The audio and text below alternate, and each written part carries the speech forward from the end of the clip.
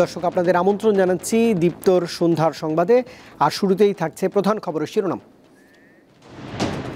21শে August হামলা মামলায় হাইকোর্টে খালাস তারেক রহমান সহ সবাই, অভিযোগপত্র অবৈধ ঘোষণা। ভূমি রেজিস্ট্রি এবং এসি ল্যান্ড অফিসে এখনও ঘুষ নেওয়া হচ্ছে, মন্তব্য জনপ্রশাসন সংস্কার কমিশনের।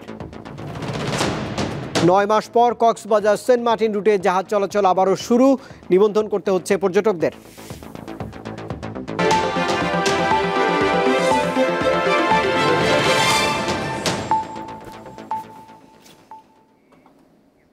এবারে পুরো আয়োজন, সঙ্গে রয়েছে আমি রুবায়েত হাসান।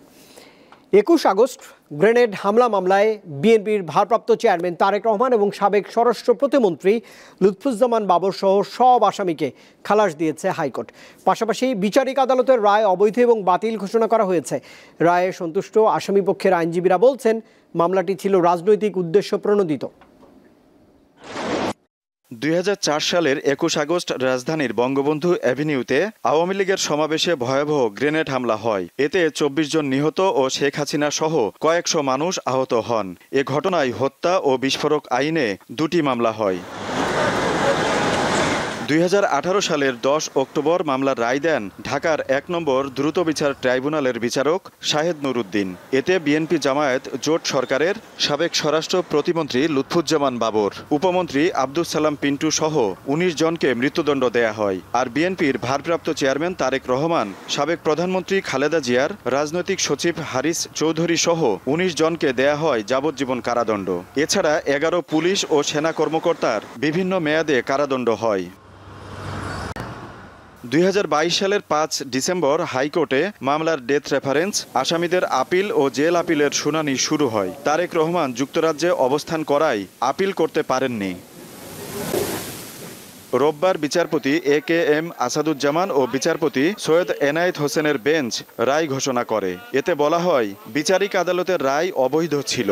আমলি আদালত আমলে না গ্রহণ করে যা বিচারিক আদালত আমলে গ্রহণ করেছে, হাইকোর্ট ডিভিশন বলেছেন এইটা বাংলাদেশের সকল সিদ্ধান্তের আলোকে অবৈধ হয়েছে এবং এই জন্য এই ট্রায়ালটাকে ইল্লিগ্যাল, অবৈধ ঘোষণা করেছে। তারেক রহমান সাহেব এবং যারা কাজী কায়কোবাদ এবং অন্যান্য যারা আপিল করতে পারেননি তাদেরকেও এটা উনি খালাস দিয়েছেন। আমরা কোর্টের কাছে কৃতজ্ঞ। মফস্বল কোর্টে একটা কথা আছে, নথি শুদ্ধ খালাস। আসামিপক্ষের আইনজীবীদের দাবি, মামলাটি শুরু থেকে শেষ পর্যন্ত রাজনৈতিক বিবেচনায় পরিচালিত হয়েছে। ডাইরেক্ট কোনো এভিডেন্স না থাকলে কাউকে মৃত্যুদণ্ড দেওয়া যায় না এবং সেখানে আজীবন সাজাও দেওয়া যায় না। জনাব তারেক রহমান সাহেবের ইমেজকে দেশে এবং আন্তর্জাতিক পরিমণ্ডলে প্রশ্নবিদ্ধ করার জন্য ট্রায়ালটা কন্টিনিউ করেন।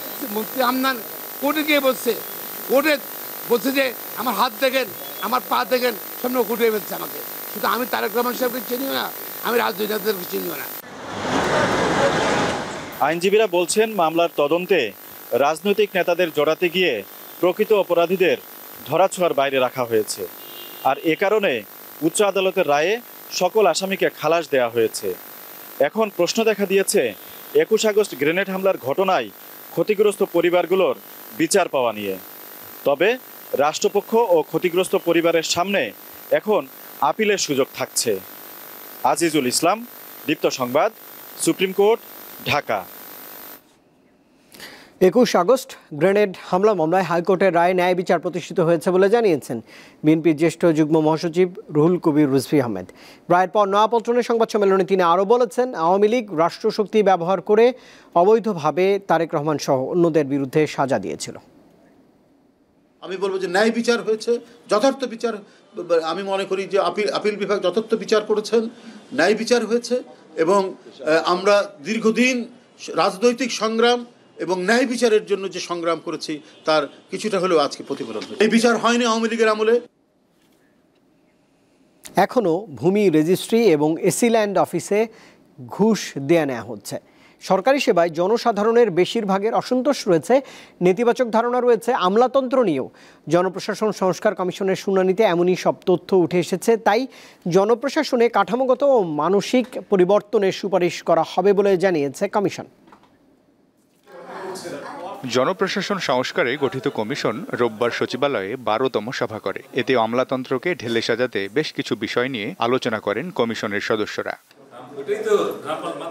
জনপ্রশাসনের সেবাকে এগিয়ে নিতে সম্প্রতি এই কমিশন ঢাকার বাইরে গণমানুষের মতামত শোনে। এসব শুনানিতে পাওয়া তথ্য সংবাদ মাধ্যমের কাছে তুলে ধরা হয়। এসি ল্যান্ড অফিস সম্পর্কে বাজে ধারণা, রেজিস্ট্রি অফিস সম্পর্কে খুবই বাজে ধারণা, এবং রেজিস্ট্রি অফিসের করাপশনটা এমন লেভেল, কোনো অভিযোগ নাই, কারণ শেয়ারিংটা ইজ সো সাইন্টিফিক, কারো কোনো অভিযোগ নেই, সবাই দিয়ে যাচ্ছে।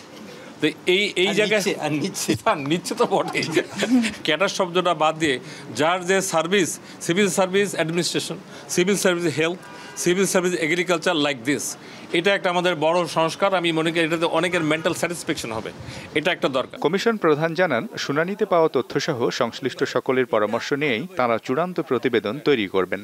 আমলাতন্ত্রকে এগিয়ে নিতে প্রয়োজনীয় সকল সুপারিশ দেয়া হবে অন্তর্বর্তী সরকারকে। একজন যদি আমলা সত্যিকারভাবে কাজ করতে চায়, তাইলে তাকে রিস্ক নিয়ে বেশ কিছু কাজ করতে হয়, সাহসের সঙ্গে করতে হয়। সেইটা যাদের সাহস নাই, সে তাড়াতাড়ি নতজানু হয়ে যায়। আমরা বলি কাক কাকের মাংস খায় না। আমলাদের উপরে সবচেয়ে বেশি জুলুম আমলারা করে।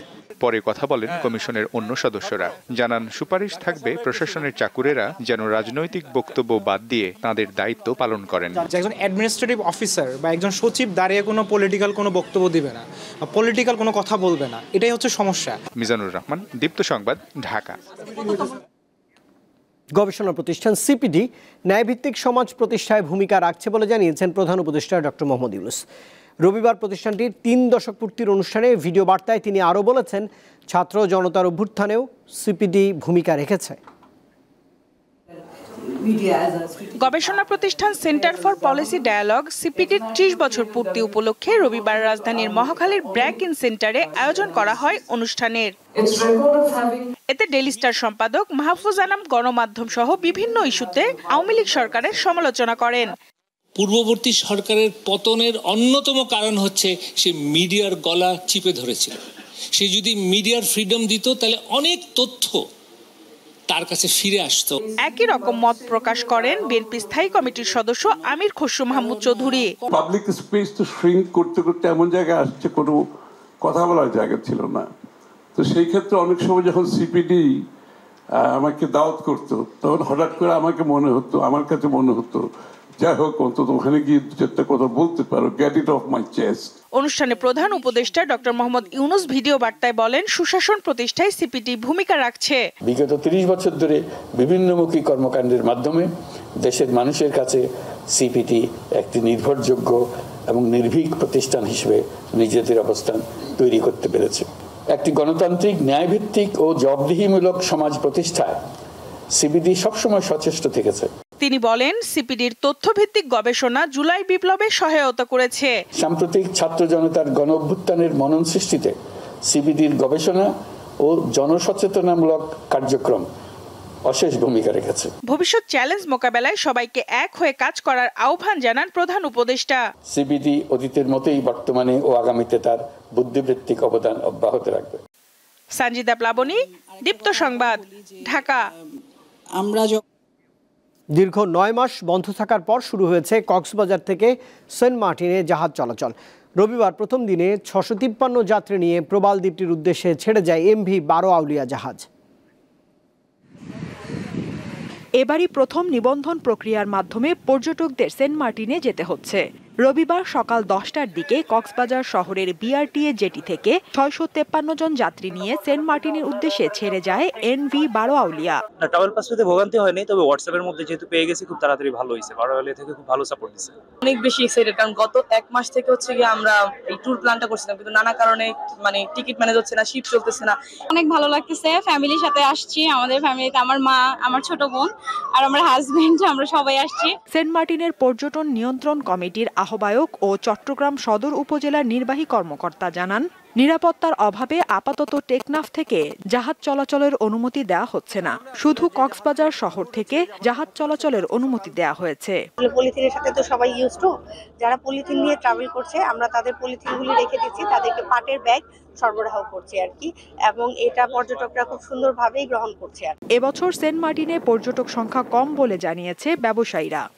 যেহেতু পর্যটক স্বল্পতার কারণে আমরা 2টি জাহাজের যাত্রী একটিতে নিয়ে যাচ্ছি, পাশাপাশি কেয়ারি সিলভার তাদের যাত্রা ক্যান্সেল করাতে তাদের যাত্রীরাও আমাদের এখানে হয়েছে। দীর্ঘ 9 মাস পর সেন্ট মার্টিনে পর্যটকরা ভ্রমণের সুযোগ পেলেন।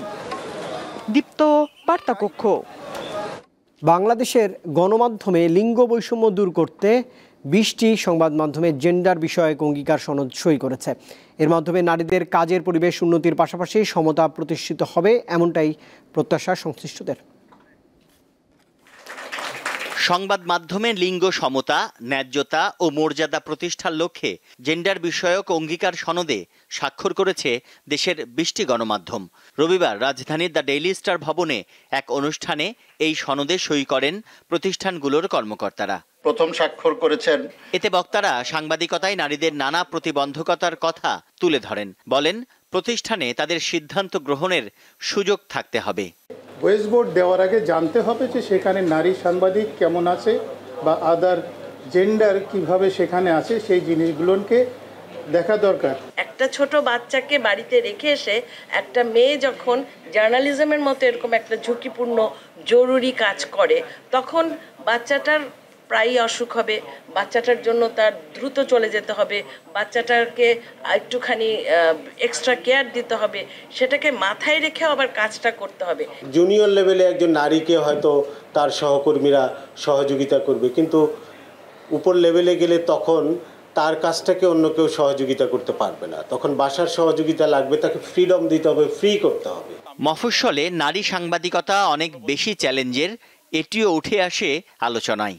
নারী সাংবাদিকতা মফস্বল শহরগুলোতে অসম্ভব হয়ে পড়েছে শুধুমাত্র চাকরির নিরাপত্তাহীনতা এবং অর্থনৈতিক নিরাপত্তাহীনতার কারণে। বাংলাদেশের গণমাধ্যমে নারীদের সংখ্যা নিয়ে হতাশা প্রকাশ করেন এই বক্তা। পড়াশুনো করছেন ইউনিভার্সিটি লেভেলে, তারা সাংবাদিকতাকে পেশা হিসেবে নিতে চাচ্ছেন না। এটা কিন্তু অত্যন্ত অ্যালার্মিং একটা সাইন। এটা কিন্তু খুব সহজে নেওয়ার কোনো ব্যাপার না যে নারী কেন সাংবাদিকতায় আসতে চাচ্ছেন না এ বিষয়ে পড়াশুনো করে। গণমাধ্যমে ন্যায্যতা ভিত্তিক বেতন কাঠামো, নিয়োগ ও পদায়ন এবং সমতার পরিবেশ নিশ্চিত করাই সনদের মূল উদ্দেশ্য বলে অনুষ্ঠানে জানানো হয়। তানভীর খন্দকার, দীপ্ত সংবাদ, ঢাকা। আগে রাষ্ট্র সংস্কার ও জন আকাঙ্ক্ষা পূর্ণ করতে হবে, পরে নির্বাচনের কথা ভাবতে হবে বলে মন্তব্য করেছেন গণ অধিকার পরিষদ সভাপতি নুরুল হক নূর। রবিবার গণ অধিকার পরিষদ পটুয়াখালী জেলা শাখা আয়োজিত জুলাই বিপ্লব ও নতুন বাংলাদেশ বিনির্মাণে জন আকাঙ্ক্ষা রাজনীতি শীর্ষক এক আলোচনা সভায় তিনি এমন মন্তব্য করেছেন। নুরুল হক নূর বলেছেন, বর্তমান সরকার বাংলাদেশের ইতিহাসে সর্বোচ্চ জনসমর্থন পাওয়া সরকার। ডান, বাম, বিএনপি, জামাত সহ সকল রাজনৈতিক দল এই সরকারকে সমর্থন দিয়েছে, কিন্তু নিজেদের অবস্থান ধরে রাখতে অনেকে দ্রুত নির্বাচন চাইছে, যেন তড়িঘড়ি করে ক্ষমতায় বসে ফ্যাসিবাদ কায়েম করতে পারে। এটিই তাদের উদ্দেশ্য বলে তিনি মন্তব্য করেছেন। দেশের যে কোনো প্রান্তে অনলাইনে চিকিৎসা সেবা পৌঁছে দিতে চালু হয়েছে সুখী অ্যাপ। এই অ্যাপের মাধ্যমে মুঠোফোনে ভিডিও কলে সরাসরি পাওয়া যাবে 25 ধরনের বিশেষজ্ঞ চিকিৎসকের চিকিৎসা সেবা এবং পরামর্শ। সম্প্রতি রাজধানীর মিরপুরে এক অনুষ্ঠানে অ্যাপটি চালু করেছে গ্রামীণ ডিজিটাল হেলথ কেয়ার সলিউশনস। সুখী অ্যাপের স্লোগান, স্বাস্থ্যসেবার সব সমাধান। এতে চিকিৎসকের সরাসরি সাক্ষাৎ ছাড়াও পাওয়া যাবে 5টি স্বাস্থ্যসেবা। এর মধ্যে রয়েছে রোগ শনাক্তকরণ বা নিরীক্ষার জন্য ল্যাব পরীক্ষার প্রয়োজন হলে নমুনা সংগ্রহ পৌঁছে যাবে রোগীর বাসায়। অনলাইনে কেনা যাবে প্রয়োজনীয় ওষুধ এবং স্বাস্থ্য সম্পর্কিত বিভিন্ন পণ্য, মিলবে রক্ত বা অ্যাম্বুলেন্সের জরুরি সেবাও। এছাড়া প্রসূতি মায়ের জন্য গর্ভকালীন ক্যালেন্ডার সহ অন্যান্য সেবা পাওয়া যাবে এই সুখী অ্যাপে।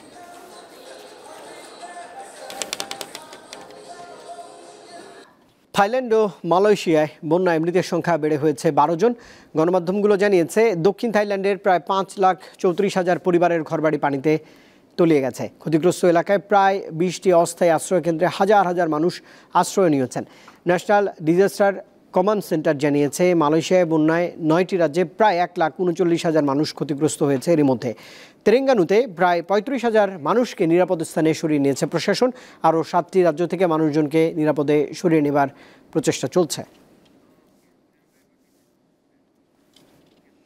জমকালো আয়োজনে উন্মোচিত হয়েছে বাংলাদেশ প্রিমিয়ার লিগ BPL এর লোগো এবং মাস্কট। এবারের মাস্কটের নাম ডানা 36। রবিবার রাজধানীর একটি হোটেলে আয়োজন করা হয় তারুণ্যের উৎসব 2025 শীর্ষক এক অনুষ্ঠান। সেখানেই বিপিএল এর নতুন মাস্কট ও থিম সং প্রকাশ করা হয়েছে। জুলাই গণঅভ্যুত্থানের সাফল্যের দিন 5 আগস্টকে অনেকেই বলেন 36 জুলাই। সেই থিমকে ধরেই এবারের মাস্কটের নাম ডানা 36। অনুষ্ঠানে উপস্থিত ছিলেন বাংলাদেশ জাতীয় দলের অধিনায়ক নাজমুল হোসেন শান্ত এবং সাবেক 2 অধিনায়ক তামিম ইকবাল খান এবং মুশফিকুর রহিম, নারী ক্রিকেট দলের সদস্যরা, ফুটবল এবং অন্যান্য ক্রীড়া ফেডারেশনের কর্মকর্তা ও খেলোয়াড়রা।